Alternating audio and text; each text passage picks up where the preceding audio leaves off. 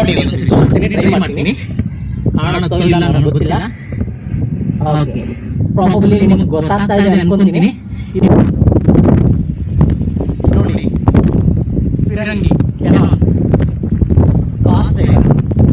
Straight ಆಗಿ ನಿಮಗೆ ಯಾವ್ದು ಮರಗಳು ಕಾಣಿಸ್ಕೊಳ್ಳಲ್ಲ. ಏನಕ್ಕಪ್ಪ ಅಂತಂದ್ರೆ ಈ ಕಲ್ಲಲ್ಲಿ ಒಂದು ಮಾರ್ಕ್ ಕಾಣಿಸ್ತಾ ಇದೆ ನೋಡಿ. ಆ ಜಾಗ ಹೇಗೆ ಕ್ರಿಯೇಟ್ ಆಯ್ತು ಗೊತ್ತಾ? ನಮಸ್ಕಾರ ಗೆಳೆಯರೇ, ನಾನು ಇವತ್ತು ದುರ್ಗದ ಕೋಟೆಗೆ ಬಂದಿದ್ದೀನಿ. ಇಲ್ಲಿ ಟಿಕೆಟ್ ತೊಗೊಳಕ್ಕೆ ಅಂತ ಬಂದೆ. ಟಿಕೆಟ್ನ ಆನ್ಲೈನ್ ಸಿಸ್ಟಮ್ ಮಾಡಿಬಿಟ್ಟಿದ್ದಾರೆ. ಇಲ್ಲಿ ಒಂದು QR ಇಟ್ಬಿಟ್ಟು ಆ ಕ್ಯೂ ಆರಲ್ಲಿ ನಾವು ಫೋನ್ ಸ್ಕ್ಯಾನ್ ಮಾಡಿ ಆನ್ಲೈನಲ್ಲಿ ಟಿಕೆಟ್ ತೊಗೋಬೇಕು. 25 ರೂಪಾಯಿ ಏನೋ ಇಟ್ಟಿದ್ದಾರೆ. ರೇಟ್ ಅಮೌಂಟ್ ಏನು ತೊಂದರೆ ಇಲ್ಲ. ಇಲ್ಲಿ ತೊಂದರೆ ಏನಪ್ಪ ಅಂತಂದರೆ, ನಮ್ಮಂಥವ್ರ ಕೈಲಿ ಎಲ್ಲ ಮೊಬೈಲ್ ಇರುತ್ತೆ, ಸ್ಮಾರ್ಟ್ಫೋನ್ ಇರುತ್ತೆ. ನಾವು ಆರಾಮಾಗಿ ತೊಗೋಬೋದು. ಟಿಕೆಟ್ಸ್ನ ನಾವು ಸ್ಕ್ಯಾನ್ ಮಾಡಿ ಫೋನ್ಪೇ ಮಾಡಿ ನಾವು ತೊಗೋಬೋದು. ಬಟ್ ಈಗ ಹಳ್ಳಿಯಿಂದ ಬರೋವಂಥವ್ರು, ಮೊಬೈಲ್ ಸೆಟ್ ಇರೋವಂಥವ್ರು, ಅಂದರೆ ಬೇಸಿಕ್ ಸೆಟ್ ಇರೋವಂಥವ್ರು ಆಗಿರಬಹುದು, ಇಲ್ಲಾಂದರೆ ಯಾವುದಾದ್ರು ಫೋನೇ ಇಲ್ಲದೆ ಆಗಿರಬಹುದು, ಅಂಥವ್ರು ಬಂದರೆ ಹೇಗೆ ಟಿಕೆಟ್ ತೊಗೊತಾರೆ? ಅವರು ಕೂಡ ಯಾವುದೇ ಡಿವೈಸ್ ಇಟ್ಕೊಂಡಿಲ್ಲ ಟಿಕೆಟ್ ತಕ್ಕೊಡೋದಕ್ಕೆ.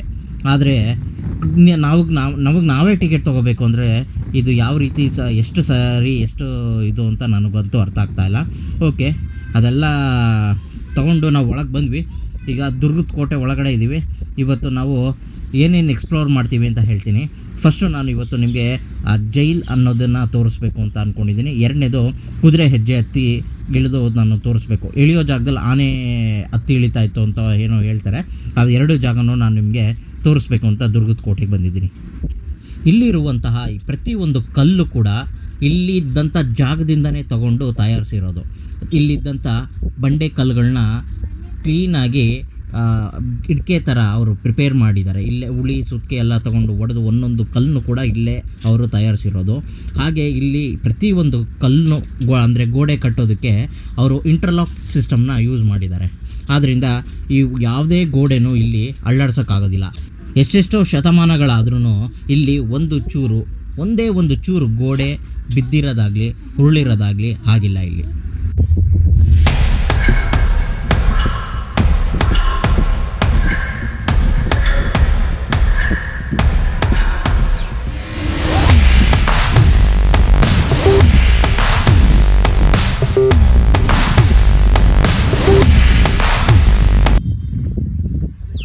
ಗಾರೆ ಅರೆಯುವ ಕಲ್ಲು ನೋಡಿ, ಇದೆಲ್ಲ ಬಂದು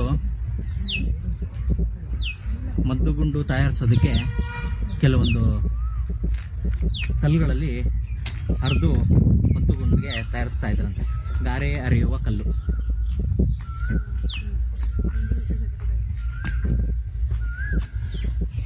ಇದನ್ನ ನೋಡಿ ಕೋಟೆ ಒಳಗಡೆ ಸ್ಕೂಲ್ ಇದೆಯಲ್ಲಪ್ಪ ಅಂದ್ಕೊಂಡೆ. ಆ್ಯಕ್ಚುಲಿ ಇದೇ ಕೋಟೆ ಬಾರ್ಡರ್.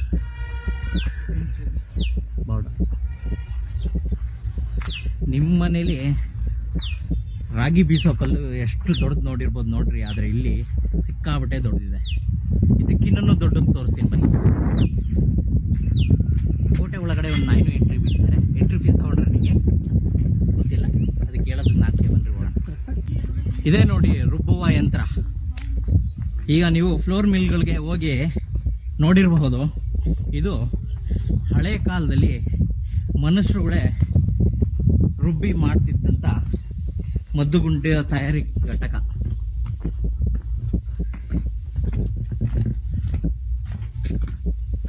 ನೋಡಿ ಈ ಹೋಲ್ಸ್ಗಳು ಕಾಣುತ್ತಲ್ಲ, ಇಲ್ಲಿಗೆ ಮರದ ಬೊಂಬುಗಳನ್ನ ಫಿಕ್ಸ್ ಮಾಡ್ತಾ ಇದ್ರು. ಮೇಲ್ಗಡೆಯಿಂದ ತಿರುಗಿಸಿದ್ರೆ ಜನ ಆ ಮದ್ದುಗಳನ್ನ ಮೇಲ್ಗಡೆ ಒಂದು ಹೋಲ್ ಇರುತ್ತೆ, ಆ ಹೋಲಲ್ಲಿ ಹಾಕಿದ್ರೆ ಈ ಜಾಗದಲ್ಲಿ ಗ್ಯಾಪಲ್ಲಿ ಅದೆಲ್ಲ ಪುಡಿಯಾಗಿ ಈ ಜಾಗಕ್ಕೆ ಶೇಖರಣೆ ಆಗ್ತಿತ್ತು. ಈ ಜಾಗದಿಂದ ಅದನ್ನ ಎತ್ತಿ ಇನ್ನೊಂದು ಕಡೆ ಸ್ಟೋರೇಜ್ ಮಾಡ್ತಾ ಇದ್ರು. ನೋಡಿ ಈ ತರದ್ದು ಇಲ್ಲಿ ಒಟ್ಟು 4 ಇದಾವೆ. ಇಲ್ಲಿ ಆಗಿನ ಸೈನಿಕರು ವಾಚ್ ಟವರ್ ತರ, ಇದು ವಾಚ್ ಟವರ್ ಅಲ್ಲ, ಇದು ಅವ್ರಿಗೆ ತಂಗುದಾಣ. ಇಲ್ಲೇ ಕುತ್ಕೊಂಡು ವಾಚ್ ಮಾಡ್ತಾ ಇದ್ರು. ಆ ಜಾಗ ಇದು. ಈ ತರ ಎಷ್ಟೋ ಜಾಗಗಳಿದಾವೆ.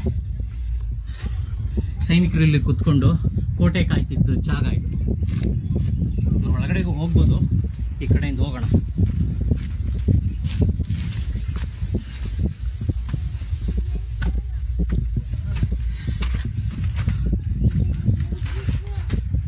ನೋಡಿ ಎಷ್ಟು ಚೆನ್ನಾಗಿದೆ ಈ ಜಾಗ.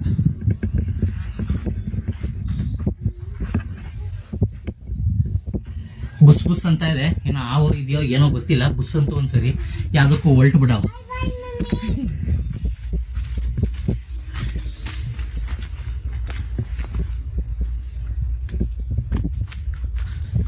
ಈ ಥರನೇ ಇನ್ನೂ ಒಂದೆರಡು ಜಾಗಗಳು ಇದ್ದಾವೆ ಮೇಲ್ಗಡೆ, ಅದನ್ನು ತೋರಿಸ್ತೀನಿ ನೋಡಿ. ಇಲ್ಲೂ ಒಂದು ಅದೇ ರೀತಿ ಜಾಗ ಇದೆ.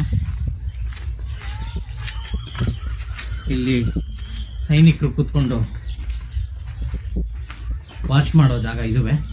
ಸ್ವಲ್ಪ ಕ್ಲೀನ್ ಮೇಂಟೈನ್ ಮಾಡಿಲ್ಲ ಈ ಜಾಗನೆಲ್ಲ ನೋಡಿ. ಇಲ್ಲಿ ಬಾಟಲ್ ಇದು ಯಾರು ತಗೊಂಡು ಎಸಿತಾ ಇದ್ದಾರೋ, ಕವರ್ಸು, ಇದ್ರ ಪೆಪ್ಸಿಕ್ಕೆ ಇದ್ರದ್ದು ಎಲ್ಲ ತಗೊಂಡು ಗಲೀಜು ಮಾಡ್ತಾರೆ. ಇದನ್ನೇ ನಾನು ಯಾವಾಗಲೂ ಹೇಳೋದು, ದಯವಿಟ್ಟು ನೀವು ತಗೊಂಬರೋ. ಇಲ್ಲೆಲ್ಲ ಡಸ್ಟ್ಬಿನ್ಸ್ ಇದ್ದಾವೆ. ಎಷ್ಟು ಬಾಟಲ್ ಬಿದ್ದಿದೆ ನೋಡಿ, ಪಕ್ಕದಲ್ಲೇ ಡಸ್ಟ್ಬಿನ್ ಇದೆ, ಅಲ್ಲಿಗೆ ಹಾಕಿದೆ. ಇಲ್ಲೆಲ್ಲ ಒಂಥರ ಪಿಕ್ನಿಕ್ ಸ್ಪಾಟ್ ಮಾಡಿಕೊಂಡು ಇಲ್ಲೆಲ್ಲ ಗಲೀಜು ಮಾಡಿಕೊಂಡು ಜನ ಇದ್ದಾರೆ. ದಯವಿಟ್ಟು ನೀವು ಬರೋರು ದಯವಿಟ್ಟು ಇದನ್ನೆಲ್ಲ ಪಕ್ಕದಲ್ಲೇ ಇರೋವಂಥ ಡಸ್ಟ್ಬಿನ್ಗೆ ಹಾಕಿ, ಇಲ್ಲಿ ಹಾಳು ಮಾಡಿಬಿಡಿ ಜಾಗನ. ಇದಕ್ಕೆಲ್ಲ ಒಂದು ಹಿಸ್ಟ್ರಿ ಇದೆ. ಇಲ್ಲಿ ಎಷ್ಟೆಷ್ಟು ಜನ ಕಷ್ಟಪಟ್ಟಿದ್ದಾರೆ, ಇಲ್ಲಿ ಎಷ್ಟೆಷ್ಟು ಜನ ರಕ್ತ ಸುರಿಸಿದ್ದಾರೆ, ಇಲ್ಲಿ ಎಷ್ಟು ಜನ ಎಷ್ಟೆಷ್ಟು ನೋವು ಅನುಭವಿಸಿದ್ದಾರೆ. ಈ ಜಾಗನ ನೋಡೋಕ್ಕೆ ಅಂತ ಬಂದು ನಿಮ್ಮ ಮೋಜು ಮಸ್ತಿಗಳ ನಡುವೆ ಈ ಜಾಗನ ಹಾಳು ಮಾಡೋದು ತಪ್ಪು ನೋಡಿ. ಇದು ಬಂದು ಎಣ್ಣೆ ಕೊಳ ಮತ್ತು ಗುಹೆ ಅಂತೆ. ಈ ಜಾಗನ ನೋಡೋಣ ಬನ್ನಿ ಹೇಗಿದೆ ಅಂತ. ಫಸ್ಟು ಗುಹೆ ನೋಡ್ಕೊಂಬರೋಣ. ಸೇಮ್ ಇದು ಕೂಡ ಒಂದು ಸೈನಿಕರು ವಾಚ್ ಮಾಡೋದಕ್ಕೆ ಮಾಡ್ತಾ ಉಳ್ಕೊಳ್ಳೋದಕ್ಕೆ ಇದ್ದಂಥ ಜಾಗ ಇದು.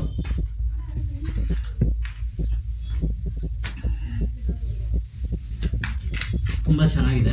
ಮೋಸ್ಟ್ಲಿ ಕತ್ಲೆ ಅನ್ನಿಸ್ಬೋದು ನಿಮಗೆ ವಿಡಿಯೋದಲ್ಲಿ. ತುಂಬಾ ಚೆನ್ನಾಗಿದೆ ಈ ಜಾಗ.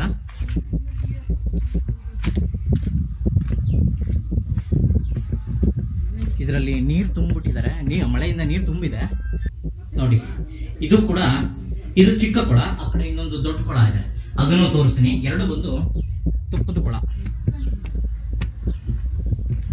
ಇದು ಕೂಡ ನೀರು ತುಂಬಿದೆ. ಈ ಜಾಗದಲ್ಲಿ ಬಂದೂಕು ಆ ಥರ ಏನಿದೆ ಆಯುಧಗಳು ಅದನ್ನೆಲ್ಲ ಶೇಖರಣೆ ಮಾಡಿ ಇಡ್ತಾ ಇದ್ರಂತೆ. ತುಕ್ಕಿಡಿಬಾರ್ದು, ರಶ್ ಹಿಡಿಬಾರ್ದು ಅಂತ ಇಲ್ಲಿ ತುಪ್ಪದಲ್ಲಿ ತುಂಬಿಸಿ ಅದರೊಳಗಡೆ ಆಯುಧಗಳನ್ನ ಇಡ್ತಾ ಇದ್ರಂತೆ. ಸ್ಟ್ರೈಟ್ ಆಗಿ ನಿಮಗೆ ಯಾವ ದ್ವಾರಗಳು ಕಾಣಿಸ್ಕೊಳ್ಳಲ್ಲ. ಏನಕ್ಕಪ್ಪ ಅಂತಂದ್ರೆ ಈ ರಾಮಾಚಾರಿ ಸ್ಟ್ರೈಟ್ ಆಗಿ ಬಂದು ವಿಷ್ಣುವರ್ಧನ್ ಅವರ ಹೊಡೆದು ಬಿಡ್ತಾರೆ. ಇಲ್ಲಿ ನೋಡಿ ದೊಡ್ಡ ದೊಡ್ಡ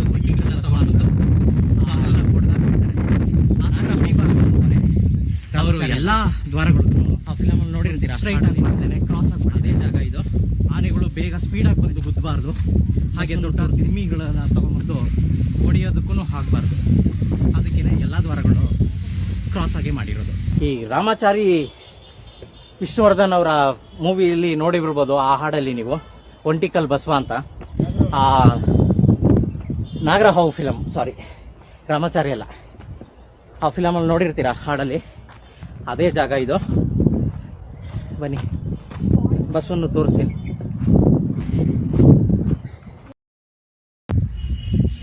ಕಲ್ಲು ಜಾರ್ತಾರೆ.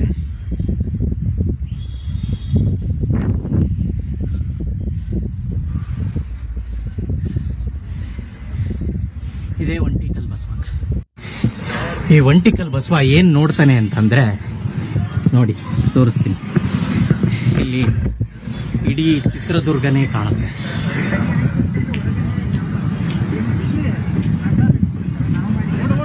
ಈ ಜಾಗದಿಂದ ಕೋಟೆಯ ಮುಂಭಾಗದ ಊರನ್ನೇ ನೋಡಬಹುದು.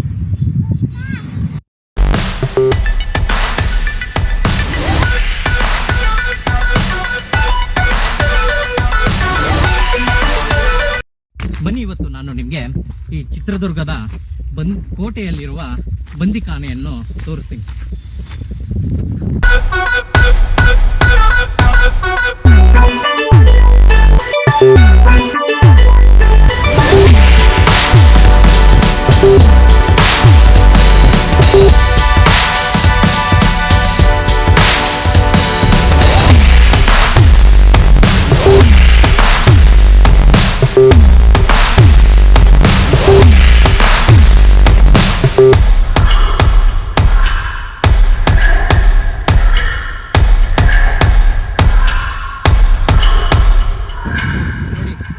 ಇದು ಕಾಸ್ಟ್ ಐರನ್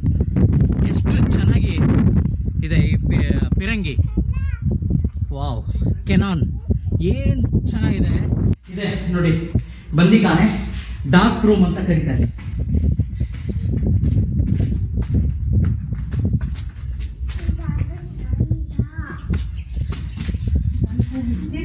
ನೋಡಿ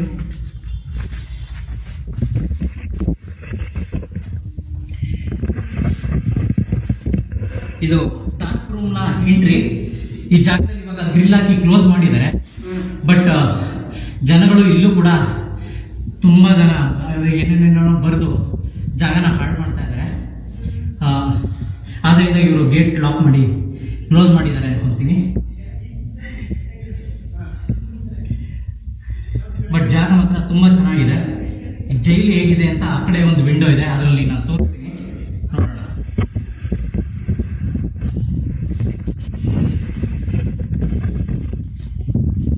ಆ ಗೇಟ್ ಸ್ಟಿಲ್ ಓಪನ್ ಮಾಡಬಹುದು, ಬಟ್ ಸೆಕ್ಯೂರಿಟಿ ಏನಾದರೂ ನಮ್ಮನ್ನು ಕೇಳಬಹುದು ಅಂದ್ಬಿಟ್ಟು ನಾನು ಓಪನ್ ಮಾಡ್ತಿಲ್ಲ. ಈ ಕಡೆಯಿಂದ ಈ ಜೈಲ್ ಇದೆ ನೋಡಿ, ನೋಡಿ ಇದೇ ಈ ಜೈಲ್. ಇಲ್ಲಿರೋದೇ ಡಾರ್ಕ್ ರೂಮ್. ಈ ಡಾರ್ಕ್ ರೂಮ್ ಅಲ್ಲಿ ಜನನ್ನ ಕೂಡಾಕ್ತಾ ಇದ್ರು.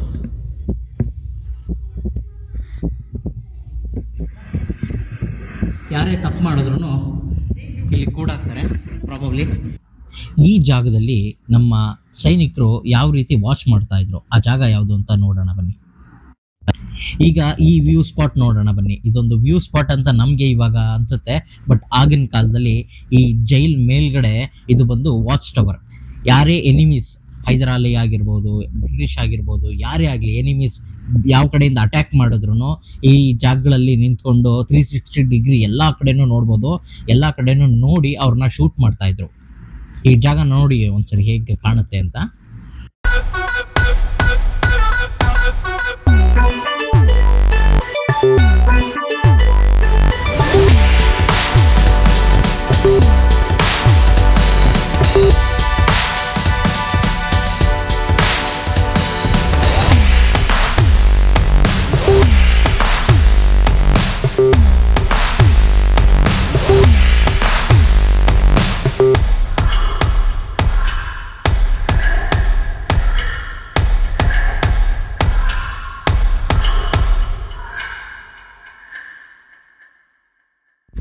ಈ ಜಾಗದಲ್ಲಿ ಒಂದು ಸೀಕ್ರೆಟ್ ಪ್ಲೇಸ್ ಇದೆ. ಆ ಸೀಕ್ರೆಟ್ ಪ್ಲೇಸ್ ಹೆಂಗಿದೆ ಅಂತ ಅಂದರೆ ಎಕ್ಸಲೆಂಟ್ ಮಾತ್ರ. ನಾನು ಅದನ್ನು ನೋಡಿದ ತಕ್ಷಣ ನನಗೆ ತುಂಬ ಖುಷಿಯಾಗೋಯಿತು. ಆ ಪ್ಲೇಸ್ ಹತ್ರನೇ ಹೋಗಿ ನಾನು ನಿಮಗೆ ಎಕ್ಸ್ಪ್ಲೇನ್ ಮಾಡ್ತೀನಿ ಅಲ್ಲಿ ಯಾವ ರೀತಿ ಸೀಕ್ರೆಟ್ ಫೈರಿಂಗ್ ನಡೀತಾ ಇತ್ತು ಅಂತ. ಬನ್ನಿ ಈಗ ಆ ಜಾಗಕ್ಕೆ ಹೋಗೋಣ.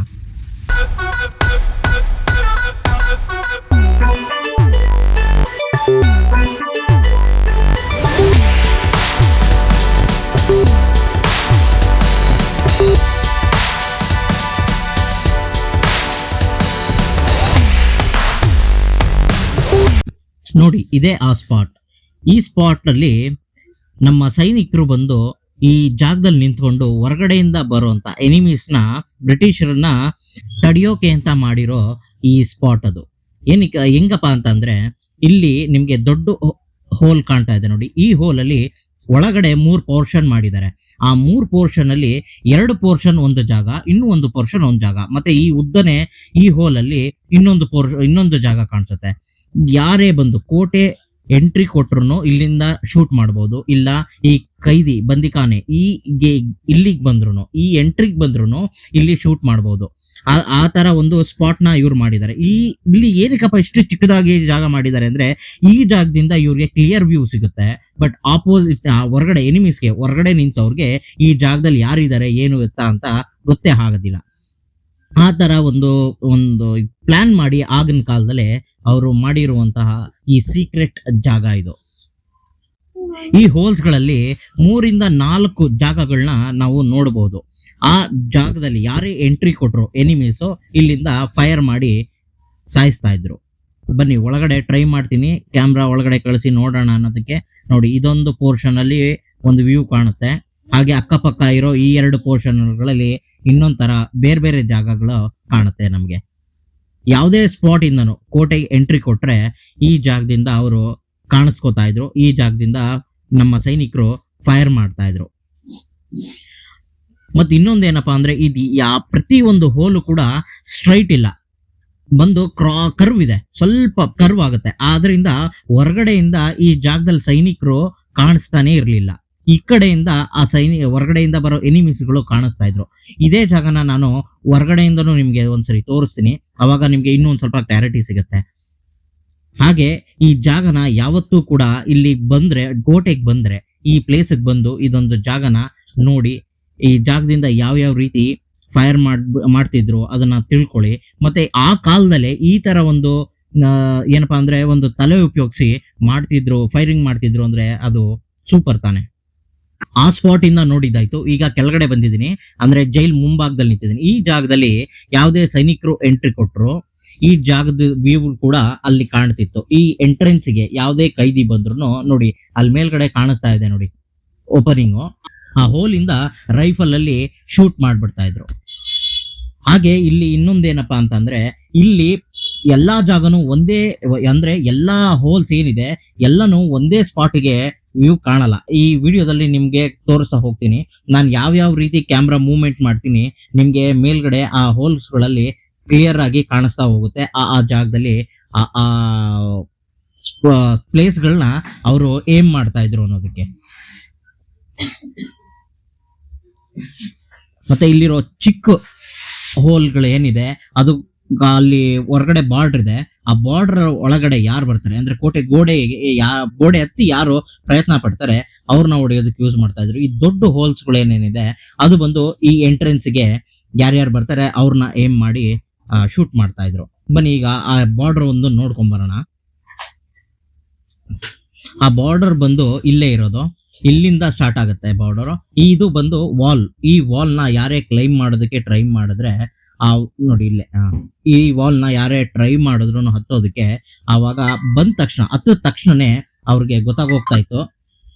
ಗೊತ್ತಾದ ತಕ್ಷಣ ಅವರು ಮೇಲ್ಗಡೆಯಿಂದ ಫೈರ್ ಮಾಡ್ತಿದ್ರು. ಹಾಗೆ ಅಲ್ಲಿ ಮುಂದೆ ಹೋಗಿರೋ ಅಲ್ಲಿ ಕಾಣಿಸ್ತಾ ಇದೆಯಲ್ಲ ಆ ವಾಲ್ ಅಲ್ಲೂ ಕೂಡ ಯಾರೇ ಬಂದ್ರು, ಆ ದೂರದಲ್ಲಿರೋ ಆ ವಾಲ್ ಅಲ್ಲಿ ಯಾರೇ ಬಂದ್ರು ನಮ್ಗೆ ಕಾಣಿಸ್ತಾ ಇತ್ತು. ಓಕೆ, ಒಂದ್ ನಿಮಿಷ ಇನ್ನೊಂದು ತೋರಿಸ್ತೀನಿ ನಿಮ್ಗೆ, ವೆಯ್ಟ್ ನೋಡಿ. ನಾನು ಮೂವ್ ಆದಂಗೆಲ್ಲ ಆ ಹೋಲ್ಸ್ ಗಳು ನಮ್ಗೆ ವ್ಯೂ ಕಾಣಿಸ್ತಾ ಹೋಗುತ್ತೆ ನೋಡಿ ಎಲ್ಲಾ ಪೋರ್ಷನ್ ಅಲ್ಲೂ. ಹಾಗೆ ಅಲ್ಲಿ ಕಡೆಯಲ್ಲಿರೋ 4 ಹೋಲು ಕಾಣೋದಿಲ್ಲ. ಆ 4 ಹೋಲ್ನ ಅಲ್ಲಿ ದೂರದಲ್ಲಿರೋ ಇನ್ನೊಂದು ಓಪನಿಂಗ್ ಗೇಟ್ ಇದೆ ನೋಡಿ, ಆ ಗೇಟ್ ನ ಏಮ್ ಮಾಡ್ತಾ ಇದೆ. ಇದು ನನಗೆ ಇವಾಗ ಗೊತ್ತಾಯ್ತು.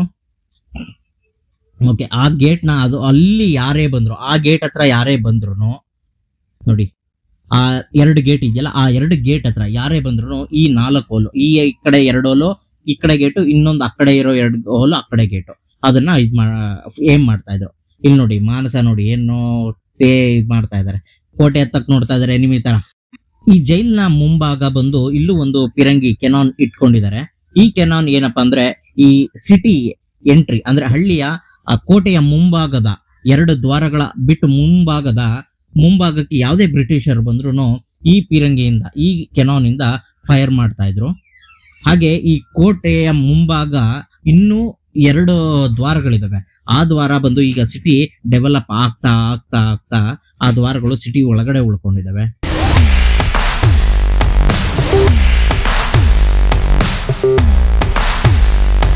ಇಲ್ಲಿ ಕಾಣಿಸ್ತಾ ಇದೆಯಲ್ಲ ಇದೇ ನೋಡಿ ಉಚ್ಚಂಗಿ ಯಲ್ಲಮ್ಮ ದೇವಸ್ಥಾನ. ಈ ದೇವಸ್ಥಾನದ ಮುಂಭಾಗದಲ್ಲೇ ಒಂದು ದ್ವಾರ ಇದೆ. ಅಲ್ಲೊಂದು ದ್ವಾರ ಇದೆ, ಮತ್ತೆ ಇಲ್ಲಿಂದ ಸರಿಸುಮಾರು ಒಂದು ಅರ್ಧ ಕಿಲೋಮೀಟರ್ ಇನ್ನೊಂದಿದೆ. ಆ 2 ಇದು ಬಂದು ಆನೆ ಬಾಗ್ಲು, ರಂಗಯ್ಯನ ಬಾಗ್ಲು ಅಂತ ಕರೀತಾರೆ. ಈಗ ಕುದುರೆ ಹೆಜ್ಜೆ ಆ ಜಾಗವನ್ನು ಹತ್ತಿ ಈ ಬೆಟ್ಟದ ಈ ಕೋಟೆಯ ಟಿಪ್ಗೆ ನಾವು ಹೋಗೋಣ ಬನ್ನಿ. ಈಗ ಮಳೆ ಬರ್ತಾ ಇದೆ, ಸ್ವಲ್ಪ ಹನಿತಾ ಇದೆ. ಆ ಬಂಡೆ ಕಲ್ ಮೇಲ್ಗಡೆ ಸಿಕ್ಕಾಪಟ್ಟೆ ನೀರ್ ನಿಂತ್ಕೊಳ್ಳುತ್ತೆ. ಹೋದ್ ಸರಿ ಬಂದಾಗ್ಲೂ ಸ್ವಲ್ಪ ನೀರ್ ನಿಂತಿತ್ತು, ಹತ್ತೋದಕ್ಕೆ ತುಂಬಾ ಕಷ್ಟ ಆಗ್ತಾ ಇತ್ತು. ಈ ಸರಿ ಕಷ್ಟ ಆಗುತ್ತಾ ಹೇಗೆ ಏನು ಒಂದು ಹತ್ತಿ ಟ್ರೈ ಮಾಡೇ ಬಿಡೋಣ ಬನ್ನಿ, ನೋಡೋಣ. ಕೋಟೆ ಹತ್ತೋಣ ಇವಾಗ. ಆ ಕುದುರೆ ಹೆಜ್ಜೆ ಹತ್ತಿ ನಾವು ಟ್ರೈ ಮಾಡೋಣ.